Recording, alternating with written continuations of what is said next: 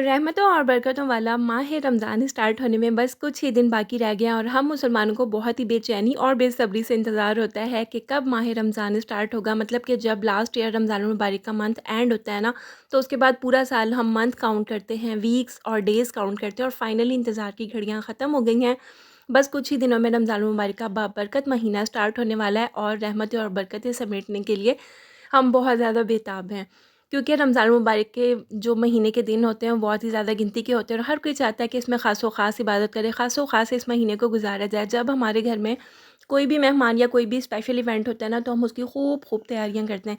इसी तरह से रमज़ान मुबारक का महीना भी तमाम महीनों से अफ़ज़ल है और हमारे लिए बेशुमार रहमतें और बरकतें लेकर आता है। बट साथ ही साथ जैसे ही रमज़ान मुबारक की खुशियाँ होती हैं, तैयारियाँ होती हैं, उसी के साथ साथ हम होम मेकर्स को बहुत सारे घर के ढेरों ढेर काम होते हैं और अगर इन कामों को टाइम से पहले निपटा लिया जाए ना, तो फिर ही हम रमज़ान मुबारक की रहमतें और बरकतें समेट सकते हैं। तो आज की वीडियो में मैं आपके साथ प्री रमज़ान प्रिपरेशन से रिलेटेड बहुत ही useful tips and tricks share करूँगी, जिसको फॉलो करके आप अपने बहुत ज़्यादा जो काम होते हैं ना, कामों का बर्डन होता है, वो आपका बहुत ज़्यादा आसान हो जाएगा। और ये सारी वही टिप्स हैं जो कि हर घर में, हर होम मेकर, हर हाउसवाइफ़ की ज़रूरत होती है। तो आप अगर इन टिप्स को फॉलो करेंगे, इन चीज़ों को फॉलो करेंगे, तो आपका टाइम भी बहुत ज़्यादा सेव होगा। साथ ही साथ रमज़ान में आपका स्ट्रेस भी बहुत ज़्यादा कम होगा, क्योंकि जब टाइम पर हम काम ख़त्म कर लेते हैं ना, तो फिर ही हम किसी इवेंट को एंजॉय कर सकते हैं। सो रमज़ान मुबारक की प्रिपरेशन की इस जर्नी में मेरे साथ रहें। चैनल पर न्यू है, सब्सक्राइब करके बेल नोटिफिकेशन को ऑन कर लीजिए, ताकि अपकमिंग कोई भी यूज़फुल टिप्स एंड ट्रिक्स आपसे मिस ना हो। So let's start the video. अस्सलाम वालेकुम my YouTube family, I hope you are all doing well and I am also fine अल्हम्दुलिल्लाह। रमज़ान मुबारक की प्रिपरेशन का फर्स्ट व्लॉग मैंने अपनी प्रीवियस वीडियो में शेयर कर दिया था, जिसमें मैंने प्रॉपर प्लानर बना के तमाम लिस्ट जो है ना वो ऐड कर दी थी, जो कि होम मेकर की ज़रूरत है। अगर आपने वो व्लॉग नहीं देखा है तो जल्दी से जाके वो व्लॉग देखें और साथ में अपनी लिस्ट क्रिएट करें और साथ ही साथ अपने कामों को आसान बनाएं, क्योंकि ये लिस्ट आपके बहुत ज़्यादा काम आने वाली है, रमज़ान में भी और रमज़ान के बाद भी आपके ये बहुत ज़्यादा काम आएगी। तो चलें जी, स्टार्ट करते हैं वीडियो को। अच्छा, अब हम उसी वीडियो के अकॉर्डिंग ही अपने कामों को करते जाएंगे और साथ साथ में अपकमिंग ब्लॉग में मैं डेली तमाम चीज़ें आपके साथ शेयर करती जाऊंगी।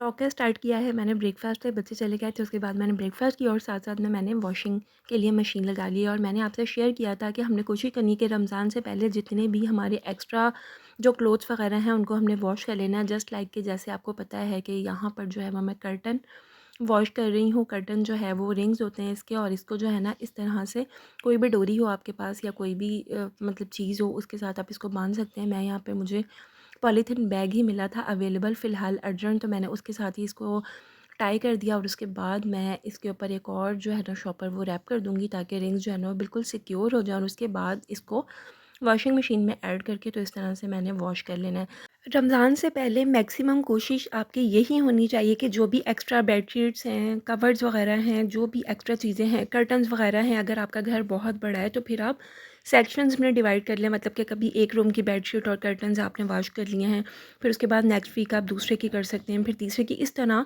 जितने आपके घर में रूम्स हैं ना, उस हिसाब से आप कामों को डिवाइड कर लीजिए। मेरी फैमिली इतनी ज़्यादा बड़ी नहीं है, तो मेरा जो है ना वो काम का इतना ज़्यादा बर्डन नहीं होता है। तो यहाँ पर जो है ना वो बस मैं अपनी सहूलत से ही करती हूँ। तो ये जो है वो बेडशीट, अब जिस तरह से वेदर भी चेंज हो रहा है, तो ये वेलवेट की जो बेडशीट्स वगैरह होती हैं तो वो अब यूज़ नहीं होंगी। तो मैंने कोशिश की है कि इसको मैंने वॉश कर लिया। वॉश करने के बाद मैंने इसको स्पिन किया है और उसके बाद मैं इसको ड्राई कर दूँगी अच्छे से, इसको धूप लगेगी। इसके बाद मैं फ़ोल्ड करके इसको सेव करके पैक कर दूँगी, ताकि नेक्स्ट ईयर जो है साफ़ सुथरी बेडशीट जब यूज़ करनी हो तो मिल जाए। इस तरह से कोशिश करें कि जो भी मैक्सिमम विंटर के क्लोथ्स हैं, वार्म फैब्रिक्स वगैरह हैं, वेदर चेंज हो गया है तो अपने जो भी एक्स्ट्रा फैब्रिक्स हैं ना जो अब यूज़ नहीं होने हैं, तो उनको आप टाइम से पहले सेव करके वॉश करके सेव कर लें। अब ये देखें, कर्टन जो है वो मैंने इस तरह से वॉशिंग मशीन में वॉश कर लिया। अगर आप हैंड वॉश करना चाहते हैं तो टोटली आप पर डिपेंड करता है।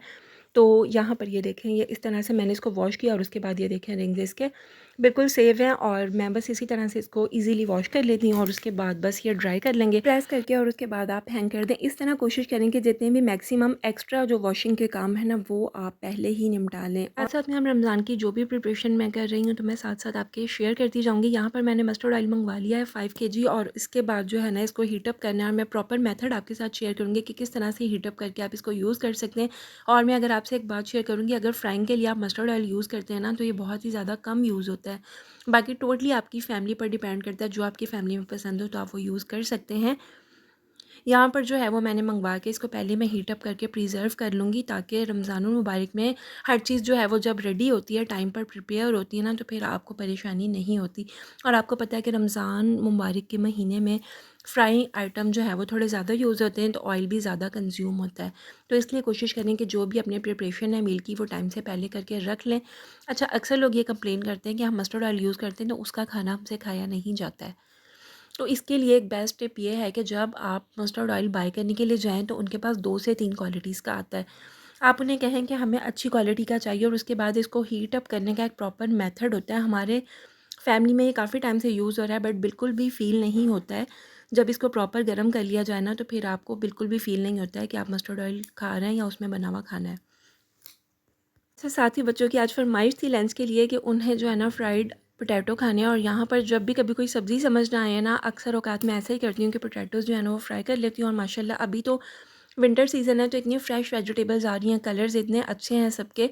यहाँ पर कैप्सिकम है फ्रेश, वो भी मैंने ऐड कर दिया है, टमाटोज़ जो हैं वो भी ऐड कर दिए हैं, और साथ में इस तरह से कट करके इनको फ्राई कर लिया। और बहुत ही मज़े के बनते हैं, बहुत ही झटपट, और बच्चे बड़े ना सभी बहुत शौक से खाते हैं। अच्छा, ये जो क्लिप है ना, ये मैं नेक्स्ट वीक आपके साथ शेयर कर रही हूँ, क्योंकि मैं कोशिश करती हूँ कि जब मैं वॉशिंग करूँ, और स्पेशली आपको पता है कि आज मैंने बेडशीट्स वगैरह भी वॉश की हैं, इसके अलावा कर्टन्स वगैरह भी थी, और जो रेगुलर रूटीन के क्लोथ्स वगैरह होते हैं वीकली हमारे, तो वो भी थे।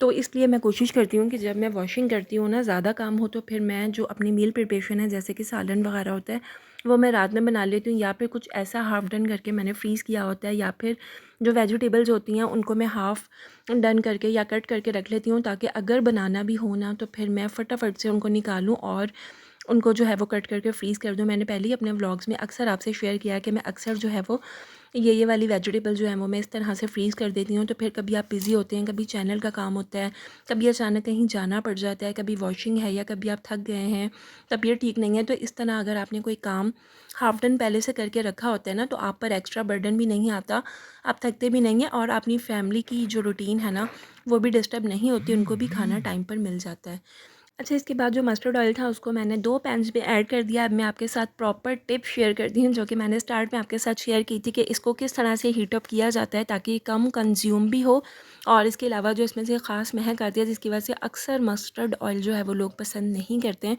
तो एक टिप तो मैंने पहले आपके साथ शेयर कर दी। दूसरा, इसको गर्म करने का एक प्रॉपर मेथड होता है। आपने जो भी नॉर्मल रोटी है वो फ्रेश बनानी है।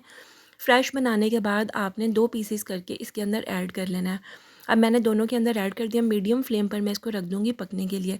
आहिस्ता-आहिस्ता जैसे-जैसे ये रोटी पक जाएगी, मतलब इसका कलर बिल्कुल डार्क ब्राउन हो जाएगा ना, तो उस टाइम पे जितना भी इसके अंदर एक्स्ट्रा जो इसकी महक होती है ना, वो सारी रोटी के अंदर जज़्ब हो जाएगी, और ऑयल का कलर भी इतना ज़्यादा लाइट हो जाएगा, और बिल्कुल भी आपको फ़ील नहीं होगा कि आप मस्टर्ड ऑयल में बना हुआ खाना खा रहे हैं। आप यकीन करें, आप अच्छी क्वालिटी का लें, और उसके बाद इस तरह से आप इसको हीट अप करें, और फिर उसके बाद आप कमेंट्स में मुझसे शेयर कीजिएगा कि आपको कैसा लगा। अच्छा जी, तो यहाँ पर हीटअप हो गया, उसके बाद मैंने इसको ठंडा किया। ठंडा करने के बाद मैंने इसको कंटेनर में ऐड किया, और जो है वो बस मैं इसको सेव करके रख दूँगी, और रमज़ान मुबारक में जब भी हमें ज़रूरत होगी, हम इज़ीली इसको यूज़ कर लेंगे। तो ये हमारा एक बहुत बड़ा काम जो है ना वो वाइंड अप हो गया। इस तरह कोशिश करें कि रमज़ान से पहले जितने भी अपने काम हैं, स्टेप बाय स्टेप चंक्स में डिवाइड करके आप करते पर जितने भी विंटर क्लोथ्स हैं वो तमाम अच्छे से वॉश हो गए हैं। वॉश होने के बाद मैंने इनको अच्छे से ड्राई किया है, धूप लगवाई है, और उसके बाद मैंने यहाँ पर जितने भी हैं ना वो सब निकाल कर रख लिए हैं।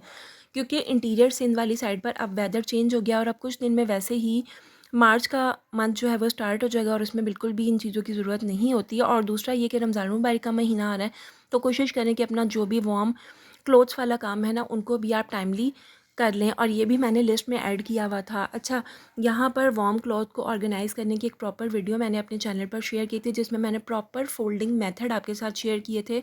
अपर्स के, शॉल्स के, श्रग्स के, सॉक्स के, और इसके अलावा ब्लैंकेट आप किस तरह से फ़ोल्ड करके सेव कर सकते हैं, ताकि नेक्स्ट सीज़न के लिए आपका सेफ रहे और स्पेस भी कम ले। तो उसकी प्रॉपर वीडियो है, मैं लिंक डिस्क्रिप्शन बॉक्स में ऐड कर दूँगी, तो आप वो वीडियो देख के प्रॉपर उन मेथड्स को फॉलो कर सकते हैं। यहाँ पर अगेन मैं वो रिपीट नहीं करूँगी। तो यहाँ पर जब मैं विंटर क्लॉथ को ऑर्गेनाइज़ करती हूँ ना, तो एक चीज़ का आप ख़्याल रखें कि विंटर क्लोथ्स आप जो आपके ज़रूरत के नहीं हैं उनको साथ ही साथ डिक्लटर कर दें। कुछ बच्चों के कपड़े ऐसे होते हैं जो छोटे हो जाते हैं या जो ज़रूरत के काबिल नहीं होते, तो उनको आप कोशिश करें कि नेक्स्ट ईयर के लिए सेव ना करें। वो एक्स्ट्रा स्पेस लेते हैं, उनका कोई फ़ायदा नहीं होता है। तो बेहतर है कि आप किसी को दे दें जिसकी हेल्प हो जाए, उसके काम आ जाए, या फिर अगर किसी की ज़रूरत के नहीं हैं तो फिर आप उनको वेस्ट कर दीजिए। अब यहाँ पर मैंने वार्म क्लॉथ सारे सेपरेट कर दिए और इसके अलावा जो कपड़े मिड सीज़न में काम आएँगे ना, मैंने उनको सेपरेट कर लिया और मैं इनको ऑर्गेनाइज़ कर दूँगी। तो ये क्लोथ्स वाला काम भी आपका साथ ही हो गया, बेडशीट्स भी हमने समेट ली, कर्टन्स भी हो गए और साथ में